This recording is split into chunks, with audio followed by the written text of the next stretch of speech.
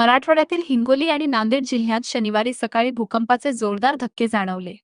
National centre for सिस्मॉलॉजीच्या माहितीनुसार या भूकंपाची तीव्रता 4.7 रिश्टर स्केल इतकी नोंदवण्यात आली असून सकाळी 8:45 वाजता हे धक्के बसले.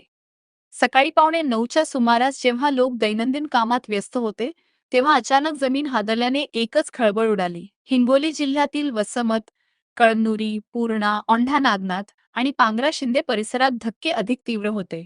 अनेक ठिकाणी घरावरील पत्रे वाजल्याचे, कपाटातील भांडी खाली पडल्याचे आणि खिडक्यांच्या काचा थरथरल्याचे पाहायला मिळाले. भीतीपोटी अबालवृद्ध घराबाहेर पडून मोकळ्या मैदानात जमा झाले.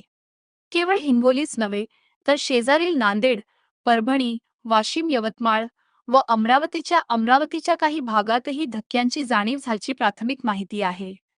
भूकंपाचे धक्के जाणवताच जिल्हा प्रशासनाने तातडीने यंत्रणा सतर्क केली आहे. प्राथमिक माहितीनुसार या घटनेत कोणतीही जीवितहानी झालेली नाही, मात्र काही जुन्या घरांना तडे गेल्याची शक्यता वर्तवण्यात येत आहे. हिंगोली जिल्हा मागील वर्षापासून भूगर्भातील हालचालींचे केंद्र बनला आहे.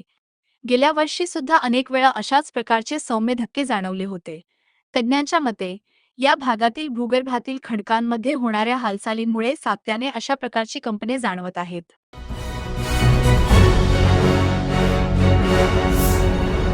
Thanks for watching Ekmat Digital.